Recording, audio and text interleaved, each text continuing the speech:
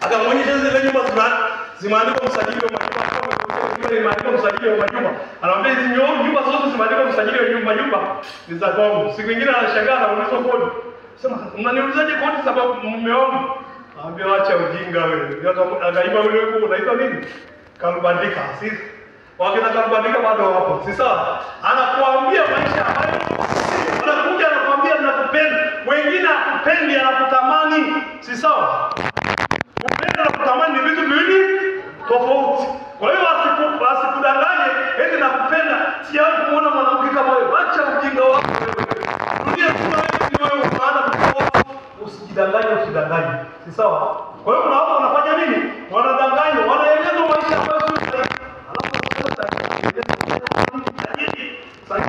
sasa lishaazimo saa miaka ya 80 ulikuwa kupata saa ya mkononi kama hii ilikuwa changamoto. Sasa nilikuwa na rafiki yangu mmoja alikuwa anafanya bandarini kule, nikaona alikuwa kuli tu, lakini akaniletea saa moja nzuri sana. Ilikuwa imeandikwa Olivia.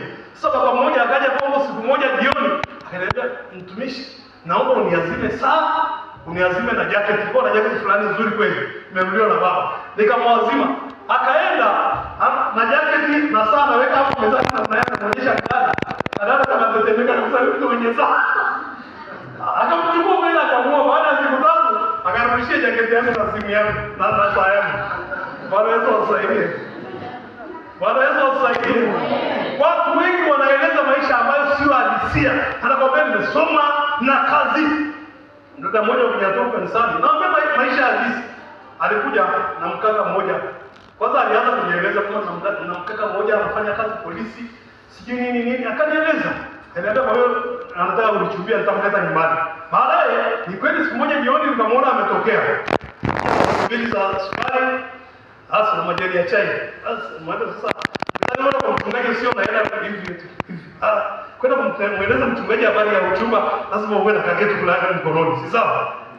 Mnaenda hivi tu. Si unataka uende na kitu? Acheni mambo ya uchumba, naenda kutambulisha unaenda hivi kwa mchungaji. Acha ujinga. Akaja na kasukari bwana. Sasa alipoingia getini kwangu, mimi nimekaa jeshini mwaka mzima. Mwaka 85 mpaka 86. Zamani ulikuwa ukimaliza vyuo au form 6 unaenda jeshini mwaka mzima kwa mujibu wa sheria. Kwa hiyo mimi nikaa jeshini mwaka mzima. Nilipomwangalia tu nani anapoingia mlangoni, anavuta miguu hivi, nikajua huyu hajawahi kwenda hata mgambo huyu. Bwana Yesu asifiwe. Yaani ile tu miguu, makijeshini ukienda ile wiki 3-4 za kwanza mnatembea mnarukaruka hivi maaga mjuu kutembea mpaka mje mfundishwe namna ya kufanya nini? Ya kutembea. Nilipomwangalia tembeaje tu nikajua huyu jamaa hajawahi kufika jeshini mtapeli huyu. Lakini kamwacha akaingia ndani. Tumeongea dakika chache nikamuuliza wewe jeshini una cheo gani nini? Ananiambia mimi. Hadi maana ya rafiki. Nikamwambia rafiki wa gani? Sawa. Alafu wanapisi kijana hajaoa ndio mleka 30 wanapisi amepata wapi? Anaambia kuna cheo ambacho unasomeaga, alafu unasoma hiyo kozi ya wanapisi alafu baadaye unakuja kupewa nini? Nikanyamaza nikajua hapa nazidi kujiwa tu ujinga. Walipomaliza wakaondoka nikawasindikiza. Kesho yake wakaja ibadani. Tulikuwa na changizo fulani. Baadaye naye akasema mimi nitatoa 10,000 lakini nitatuma. Ana hata 20,000. Ana hata 10,000. Huyu anapisia na hata 10,000. Amekuja kwenye uchumba kule kabisa. Sasa baadaye nikamwita yule binti baada ya ibada. Ameshaondoka nikamwita nikamwambia huyu mtu nishamuona amevaa magwada ya polisi. Na mimi sijamuona lakini kuna siku nilimuona amepiga na hiyo gari yake amepiga gari nyeusi amepiga picha. Nikamwambia ulishamuona amevaa au hata picha zake za polisi? Ananiambia sijaona. Yaani unajua yule binti alikasirikia, alichukia kabisa. Ananiambia wewe unakuwa na mashaka na mchumba wangu mchungaji. Nikamwambia sio mashaka. Mimi nimekaa jeshini najua wanajeshi wa nini. Huyu ajui hata jeshini. Unajua binti alikasirika karibu miezi 3 anisalimia. Lakini baadaye nafikiri alipata na ushauri. Akaambia kwa nini usisikilize maneno ya mchungaji? Akafunga safari akaenda Singida. Bahati nzuri kuna shangazi yake anaishi kijiji hicho ambacho huyo kijana anatokea. Akaenda pale. Akakuta shambani analima viazi. Akakuta analima nini? Viazi. Sasa wadanganyifu ni wengi. Baadaye akaambia huyo kijana hata huko Dar es Salaam anapokuambia anafanya kazi, hajawahi kufika wapi? Dar es Salaam mtapeli. Haleluya. Nataka niwaambie vijana, hasa wasichana. Wasichana wanapenda mtu akija na kasifa haraka sana. Wacha mambo ya sifa za uongo. Usiolewe na kitu ambacho kijui. Usioe kitu ambacho fanya nini? Ukijui. Ukitaka kuolewa na mtu au kuoa mtu, hakikisha unafanya nini? Unamjua. Sio maelezo yake. Maelezo yake yafanyie kazi. Si sawa? Maelezo yake yafanyie nini? Kazi. Haleluya. Tuko sawa sawa? Tuko sawa sawa? Mtaalamu mmoja anasema hivi, muoe shetani unayemjua kuliko kuolewa na shetani unayemjua kuliko kuoa malaika usiyefanya nini? Usiyemjua. Muoe shetani unayefanya nini? Unayemjua kama huyu ni shetani kabisa. Sawa. Uolewa na mtu fulani unajua tabia yake ni mkorofi, ni mbaya, lakini unafanya nini? Unamjua. Kuliko mtu anayekuja hapa anaiba kanyimbo kama huyu jamaa. Hapa anaiba, alafu mkute ni kashetani kamevaa ngozi ya kondoo. Si sawa? Bwana Yesu asaidie. Usiolewe, usichukiwe na usichokijua. Si sawa? Mtu akikupa maelezo yake sawa, lakini maelezo yake yafanye nini? Kazi. Sio kupitia tena. Maana sasa huwezi kupitia tena alafu utapata uhakika, utadanganywa kabisa. Mimi na mdogo wangu baba mdogo alimpata mdada fulani nesi kule Tabora, alafu akamchumbia. Huyu kijana alishaoa mke na watoto watatu, akamwambia mimi sijawahi kuoa, akapangusa mdogo kabisa. Sina mtoto, mimi ni mtu kijana fresh. Huyo mdada akaamini, akamwambia na nyumbani nimeshajenga na nyumba na nini. Nyumbani hana hata kibanda. Akaja nyumba ya mdogo wake ambaye amejenga nyumba nzuri. Kwa hiyo wakati anakuja akampigia mdogo wake akamwambia naomba niachie ile room moja hapo nije na mke wangu, alafu mtafute dada yetu yule mkubwa ambaye anaonekana staff sio bibi yake, mama yake yule mzee, alafu aonekane kama ndiye mama yake. Kwa hiyo akamfikisha pale kwa mdogo wake, wakakaa wiki nzima, hajagundua kwamba walikaa kama siku mbili. Akagundua baada ya kumwachi akae na mtu yoyote. Kwa hiyo anajua hapa ndio wake, anajua na huyu dada yake mkubwa anajua ndiye mama yake. Sasa bahati mbaya sana, miaka mitatu baadaye akafariki. Sasa yule mama anabeba mwili kuja kuzika. Si anataka afike kwenye nyumba yake, wala afike anasema niachieni nyumba yangu. Kwa sababu anataka mama yake tunakuachia. Sema si ile tuliyofikia. Sema si lazima chumba mkae hapa. Hapa sio kwenu hapa. Nyumba yake iko na mke mkubwa ambaye alimuoa. Siku hiyo ndio anasikia habari ya mke mkubwa, siku hiyo ndio anasikia habari ya watoto, siku hiyo ndio anasikia habari kwamba hii nyumba sio ya nani? Sio ya kwake. Kuna wadanganyifu wengi, usikubali kudanganywa. Bwana Yesu asaidie. Ujumbe wangu ni mmoja tu. Wewe kitu usichofanya nini? Usichokijua. Guse mwenzako. Mwambie usioe, usichumbiwe, hata usiwe na urafiki na mtu. Maana urafiki utazaa uchumba utazaa nini? Ndoa. Ni sawa? Amina. Haleluya. Tuko sawa sawa. Kwa hiyo usiingie kwenye ndoa kwa ujinga. Tuko sawa sawa. Tuko sawa sawa. Marry what you know. Haleluya. Kabisa. Lakini kuna watu pia wanaingia kwenye ndoa kwa kulazimishwa. Sasa hivi kwa nimesema ndoa lazima iwe ya hiari. Si sawa? Ndoa iwe ya nini jamani? Ya hiari. Kwa hiyo usiingie. Kuna wazazi sijui kama wao bado watu wanalazimishwa mabinti na wazeshwa mtu yoyote. Kule Masaini nitoka Loliondo kufundisha semina ya vijana.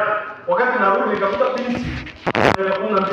Yaani kameanza hapa kuonyesha kama kana nyingi. Lakini kameolewa na mzee wa zaidi ya miaka 40 na karibu 50. Anampeleka kwa mzee, anampeleka watu hivi. Anasema kama mke wake. Ataenda kumngoja kwanza mpaka avunje ungo au anaendelea na hivi. Yaani ni kazi ngumu kabisa. Bwana Yesu asaidie sana. Usilazimishwe na mtu yoyote kuoa au kufanya nini? Kuolewa. Usilazimishwe na baba, usilazimishwe na mama, usilazimishwe na kijana. Si sawa? Zamani huko kwetu vijana walikuwa kama anataka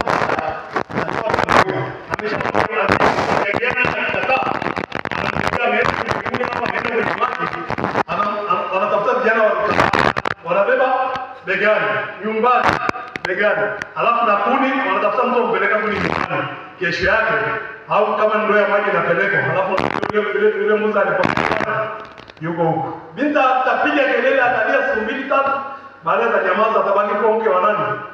Sasa sidhani kama ipo hiyo kitu mzee ya kubeba watu kwa dada. Ipo na yenyewe, ni kweli. Imeisha. Imepungua. Si sawa? Yaani hakikisha hiyo kitu unaikataa kwa njia zozote. Si sawa? Hata ukiolewa ukipeleka ukilala huko, kama ilikuwa sio ridhaa yako, toka huko. Si sawa?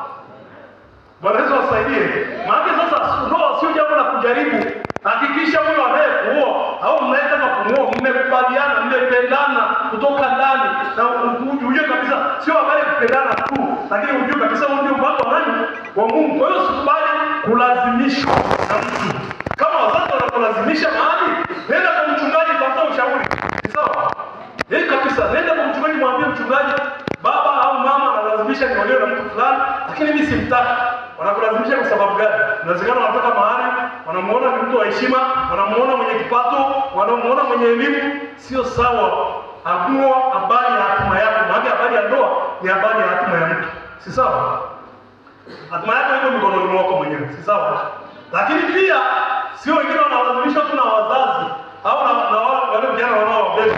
Wengine wanalazimishwa na mazingira. Na mdada bahati mbaya amepita huko, amejaribu, amepata ujauzito. Sasa ujauzito saa nyingine amelazimishwa, saa nyingine tamaa tu zimempeleka. Baada ya kupata ujauzito, anataka huyo aliyempa ujauzito amuoe.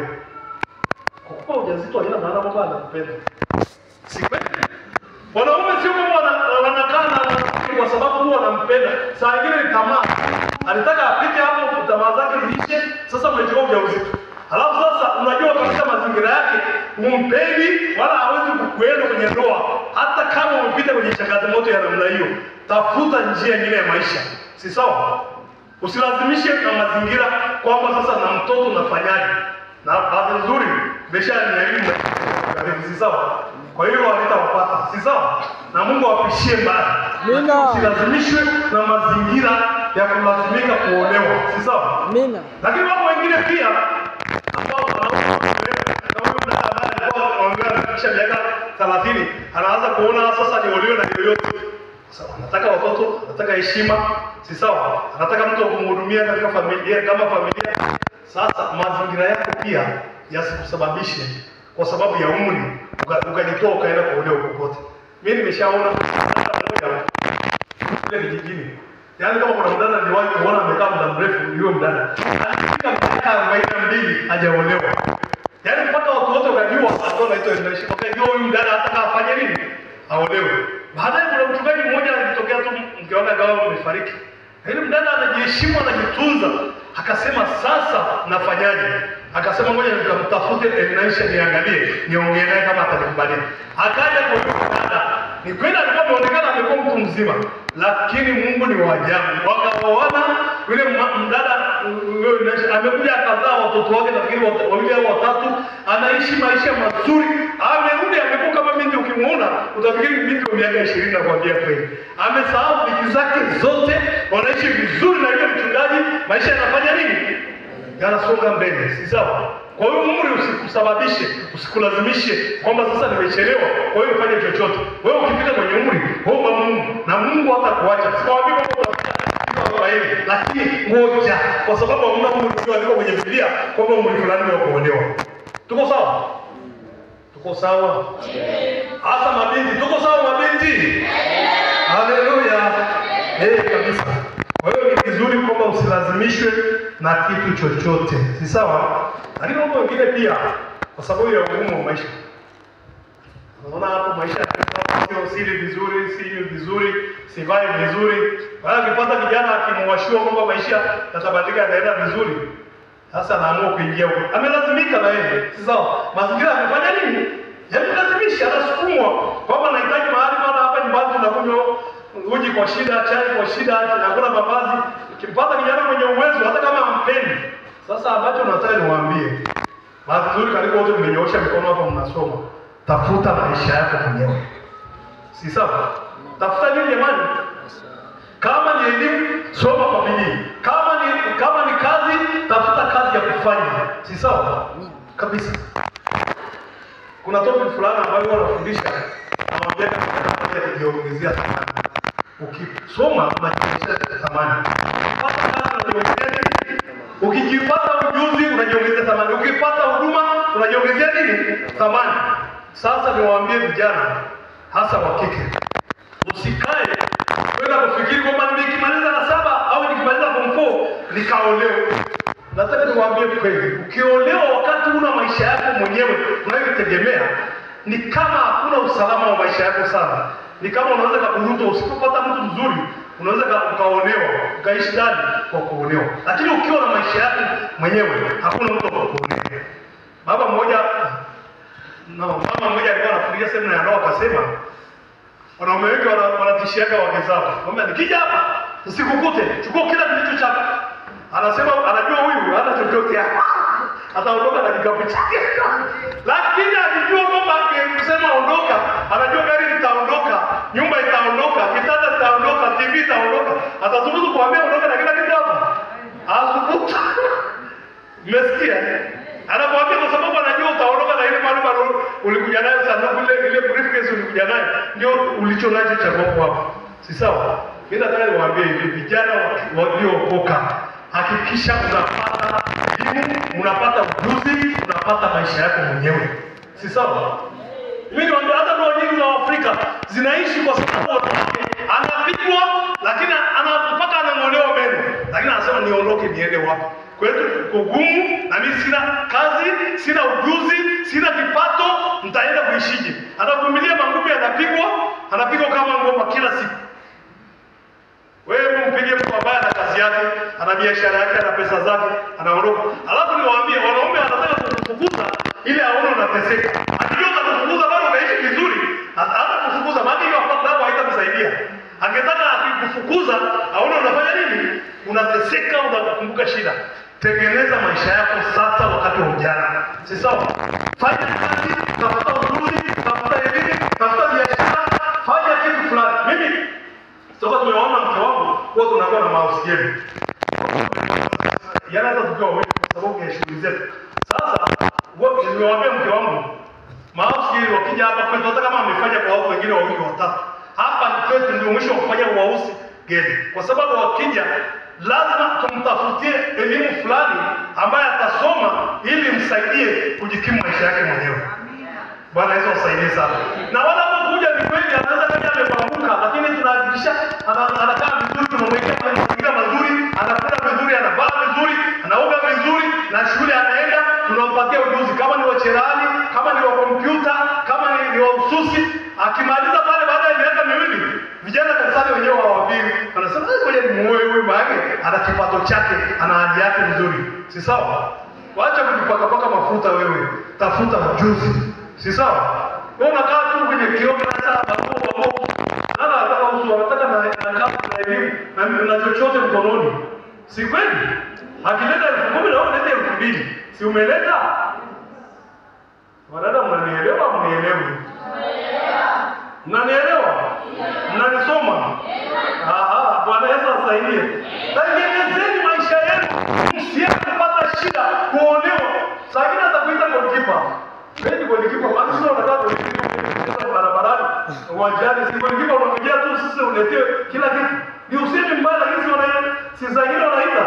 Sema hata kazi yote ni goalkeeper. Pamoja na kuwa hiyo kazi ya malezi ni kubwa hata kuliko kazi sisi tunazofanya. Lakini ukiwa na kazi yako fulani inayokuingizia, inakuletea usalama hata kwenye ndoa yako. Si sawa? Wadada mko sawa? Mko sawa? Mama zetu walikosea, hawakuenda sana, hawakuwa sana. Lakini hiki kizazi, vijana wanatafuta sio habari ya sura. Anatafuta mtu mwenye akili, anatafuta mtu mwenye kipato. Si sawa? Kabisa. Haleluya. Na kazi kazuri, hata wazazi wakati tunapatania mahali kuna ujasiri eti.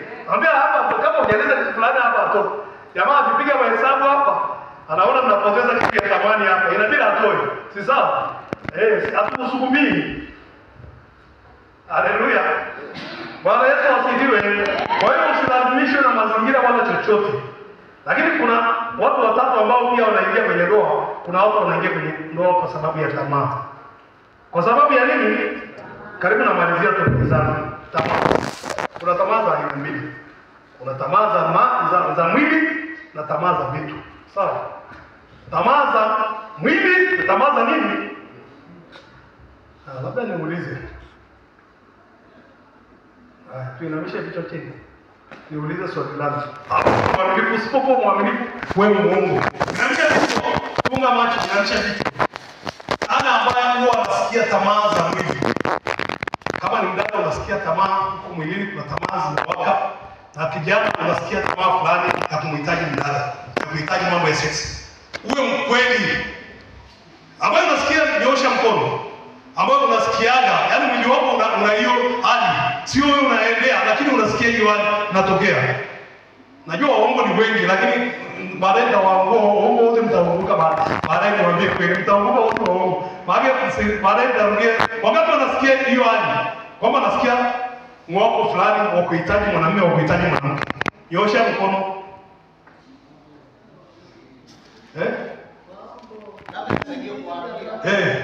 Sio dhambi na sio aibu kueleza kwa sababu ni mazingira na kawaida. Kwani wewe umetengeneza huu mwili, nasema kama mwili wako tu unasikiaga hiyo hali. Nyosha mkono. Na kila mtu anasikia. Sawa. Wala hamna haja ya kuolewa nyinyi wala kuonyosha nyandikeni. Sawa. Kwa sababu ni waongo. Sawa. Biblia inaniambia zikimbie tamaa za nini? Za ujana. Sasa kama usikii kusisimuka, si umekufa. Sasa umekufa hadi wote ambao kunyosha. Umekufa bure kabisa waongo. Hatuna vijana, sawa? Hatuna vijana ndio maana yake. Kuwa na tamaa sio tatizo. Tatizo unazipeleka wapi tamaa? Si sawa? Si sawa? Mimi ningekuwa ni sema ya wanandoa, hapa ningewafukuza kwenye ndoa. Hadi sasa unakaa kwenye ndoa, wewe usisimuke. Sirudi nyumbani kwenu, unafanya nini kwenye ndoa? Kabisa. Si sawa? Msio wanafiki mwe wa kweli. Si sawa? Jifunzeni kwa nini? Ungewewe ndio kumwambia hata unafiki wewe mkweli. Kama usikita tamaa, bure una kazi wewe. Hatuna vijana hapa. Kuna watu wamekufa tu hapa, wamekufa kazi. Kuwa na tamaa sio tatizo. Tatizo ni kufanya nini? Kwamba unazitumiaje, unazielekeza wapi? Si sawa? Kwa hiyo vijana, kwamba tumeumbiwa hali ya nini? Ya tamaa. Lakini ukiwa na hali ya tamaa, Biblia inaniambia kila mtu ajue kufanya nini? Uweza mwili wake, uweze kujizuia. Useme sawa, nasikia tamaa, lakini nasikia kusisimuka, lakini huu mwili hautanitawala. Utanyamaza mpaka wakati wake. Si sawa? Kuwa na tamaa, kuwa na hisia ni kitu cha kawaida kwa kijana yoyote, wa kike na wa kiume. Si sawa? Lakini utawala ndio la muhimu. Kwamba unazielekeza wapi? Haleluya. Sasa usije ukapata tamaa ukafikiri wewe ndio kicheche na tamaa kuliko wengine. Wengine nao wanazo, ni kama wanakataa. Si sawa? Baadhi wengine wanapata tamaa sasa. Mimi siwezi kujizuia kabisa. Jinga tu shida kwenye akili. Si sawa? Kuna mambo nafikiri wewe ndio mwenye tamaa. Wote wanazo.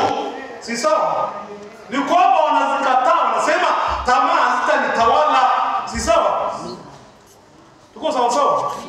Tuko sawa sawa? Amina. Mwambie mwenzako ndio kutawala tamaa zako. Mwambie, mnaweza mwambie, tawala tamaa zako, wana tamaa. Mwambie, tawala tamaa zako wewe. Weza mwili wako, si sawa? Usiongoze, usiingie kwenye ndoa. Ni kweli kwamba Biblia inasema kwa sababu ya tamaa kila mtu awe na mwenzi wake. Sawa? Lakini haina maana kama nikisikia tamaa leo, nikaoa kesho asubuhi. Ni kwamba uharakishe tu mambo ya kufanya nini? Ya kuoa ili usibaki hivyo siku zote. Si sawa? Lakini sio kwamba umesikia tamaa leo, kesho asubuhi unaenda kuoa. Unazitawala mpaka upange ratiba ya kuoa na kuolewa. Tuko sawa sawa? Bwana Yesu atusaidie. Lakini pia kuna tamaa nyingine ya pili, tamaa ya vitu. Si sawa? Dakika zangu zimebaki kama dakika 5 nitamaliza. Si sawa? Tamaa ya nini? Ya vitu. Kuna watu wengi. Kuna mtu mmoja alisema mlango wa kuingia moyoni mwa mtu uko hapa tumboni. Mlango wa kuingia moyoni mwa mtu uko wapi? Tumboni, si sawa? Chips. Sawa eh? Kuku, chicken chips. Chicken chips. Karibu na chicken chips. Hii kula itawaongoza wadada wengi msiende hata mbinguni. Hii kula nataka niwaambie chips ni viazi. Hebu mwambie mwenzako chips ni viazi. Mwambie chips ni viazi, wacha ujinga. Na chicken ni kuku. Sawa? Maana msema ndio tu chicken ni chicken chips. Mnafikiri chips ni kitu ya maana sana. Viazi hivi nalima huko zote viazi. Alafu unadanganya na viazi vya hapo kushoto. Hebu unaacha nguvu kwa sababu ya viazi. Acheni ujinga wenu, sawa? Hii kula, si sawa? Tamaa, kula. Karibu soda, karibu chips, karibu kuku. Hii kula itasababisha msiende mbinguni. Bwana Yesu asaidie sana. Waache mambo ya tamaa za vitu. Kula, maisha, ridhika na maisha ulionayo. Si sawa eh? Kabisa. Umeona vijana wengi wanasema, anataka kuoa dada fulani. Ana degree ya sheria. Unafikiri kinachoelewa hapo ni nini? Ni degree, sio mdada, ni degree inafanya nini? Naolewa na kaka mmoja. Huyu kaka ana gari. Ana cruiser. Kinachomuoa sio kaka. Kinachomuoa ni nini? Land Cruiser ndio namuoa. Acha tamaa ya vitu. Hata kama huyu anataka kuoa hana Land Cruiser, hata kama ana gari, hata kama ana nyumba, hata kama ana mshahara mkubwa, kama unasikia ndio mpango wa Mungu, nenda naye. Baraka za Mungu zitakukuta kwa mbele ya safari. Amina.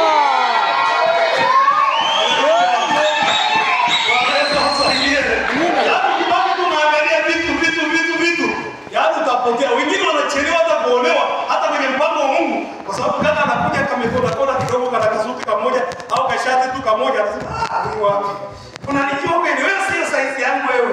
Size yangu ni upi? Sawa. Wewe mwenyewe na wewe una kitu nikakubu kama yeye tu. Lakini unataka yeye awe na vitu anatoa wapi mtoto wako? Bwana Yesu atusaidie. Achana na mambo ya kutazama. Haya macho yatakupoteza. Angalia ni nini yaliyo mapenzi ya Mungu. Amina. Mwaka juzi mchungaji alipata changamoto. Kuna vijana wanataka kuoa. Lakini yaani mama yake anachachamaa. Anamwambia utaoa utampa nini mke wewe? Mpaka ananiambia mchungaji unataka kumwozesha yule kijana atampa nini? Hacha mwambie abaki huko mpaka apate kazi. Alafu yeye anamrudisha mke wake. Nikamwambia mama, hatuwezi kuendelea kumngoja kijana mpaka siku akufanikiwa. Anahitaji mke huyu. Umri wake umeenda, anahitaji unajua nimlazimisha yule mama mpaka akakubali. Pesa za kwanza mahali, mimi nimlazimisha mpaka waenda kutoa sasa. Lakini kitu ya ajabu kilitokea. Baada ya kupeleka hela zile za posa tu, kijana akapata kazi maana alikuwa ameshasoma vizuri. Akapata kazi akalipa mahali akaoa vizuri harusi ya kifahari. Sasa hivi tunavyoongea anajenga nyumba yake. Mwaka mmoja na nusu toka ameoa, anajenga nyumba yake. Baada ya muda akamaliza nyumba, atanunua na magari na maisha mengine atafanya nini? Haleluya. Vitu huwa vinabadilika. Sawa? Amina. Haleluya. Vitu vinafanya nini? Vinabadilika. Hata sura. Usiangalie kwenye sura tu.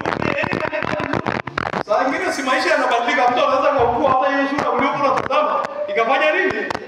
Ikapotea. Waswahili wanasema kabla mtu hajafanya nini? Hajakumbika. Kwa hiyo tusiangalie vitu vya nje, tuangalie vitu vya ndani zaidi kuliko vya nje. Haleluya. Haleluya. Usioe kwa ajili ya vitu vya nini jamani? Tamaa. Usioe vitu, usiolewe na vitu. Oa mtu, olewa na mtu.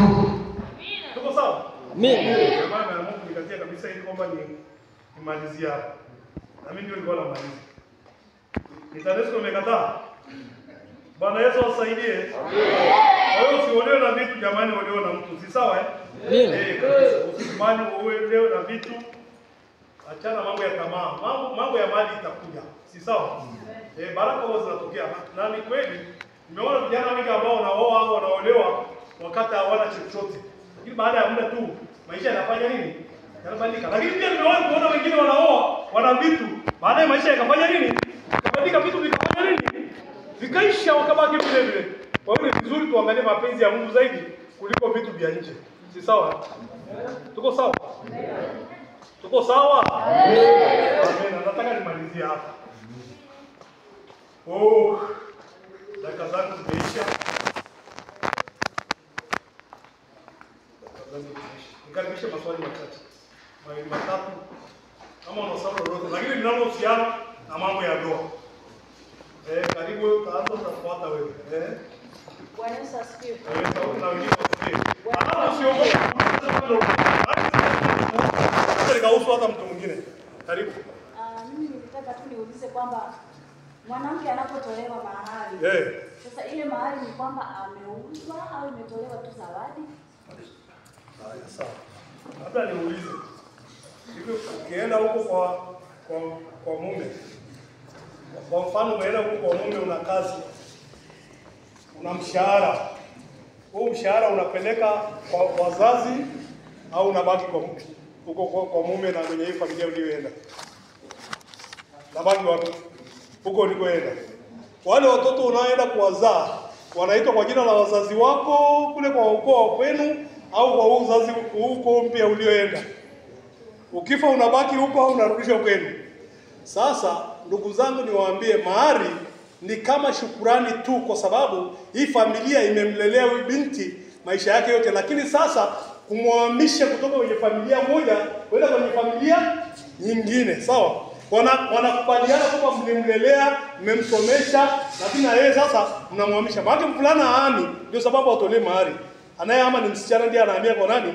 Kwa mwanamume. Kwa hiyo ile ni kama shukurani tu, asante kwa familia na wazazi kwa kumlelea, kwa kumkuza, kwa kumsomesha na vitu vingine. Kwa hiyo mahari sio biashara fulani ya kununua.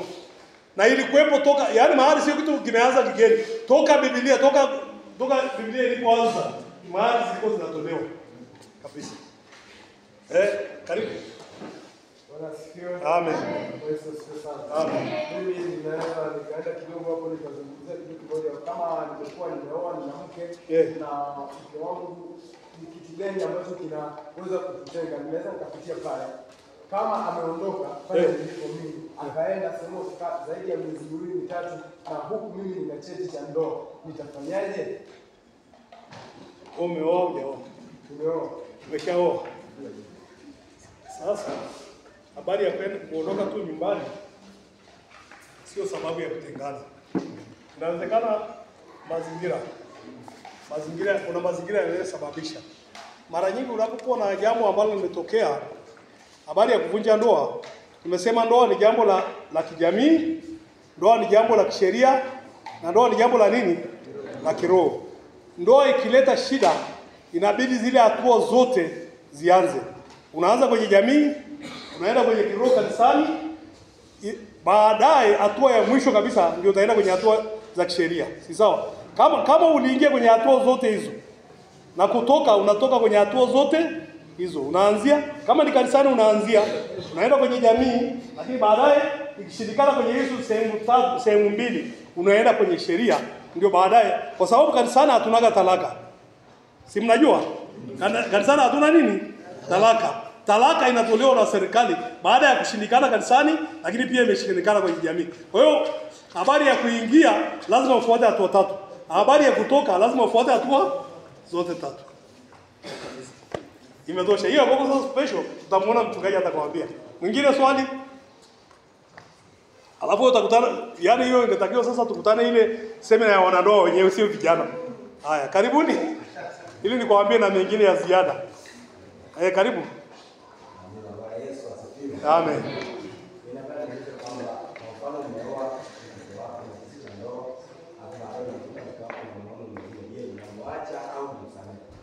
Na yeye akikukuta na mwanamke mwingine anakuacha. Maana wanasema mkuki kwa nguruwe. Lakini kwa mwanadamu mchungu. Nikuulize wewe, akikukuta na mwanamke mwingine unatazama akusamea au akuhukumu? Kama kuna sheria ichukue mkondo wake. Mimi niwaambie, bado sisi ni wanadamu. Bado sisi ni nini? Inawezekana kukosea kupo. Si sawa? Inawezekana kukosea kufanya nini? Kupo. Kwa hiyo hilo la kwako bwana, naomba nisikujibu. Tungekuwa kwenye semina ya ndoa yenyewe, wanandoa kabisa, ningekujibu au muone mchungaji kwa wakati wako. Lakini kihalisia bado sisi ni wanadamu na kukosea kupo. Si sawa? Kabisa. Mahali kwenye Wakolosai anasema hata kama mtu amekukosea, hata kama una sababu ya kulaumu, sio una sababu. kama Bwana alivyowasamehe na nyinyi msameheane, si sawa? Kwa hiyo kuna sala la kusamehe. Inawezekana marudio yakitokea ndio sasa unaanza kuchukua hatua zingine za kufikiri namna ya kufanya. Kwa vijana hasa ambao mjaoa, ningetamani sana nisikie maswali yenu kama mna maswali kuhusu haya ambayo tumejifunza. Hamna maswali? Mchungaji, naona nimemaliza. Naomba tusimame.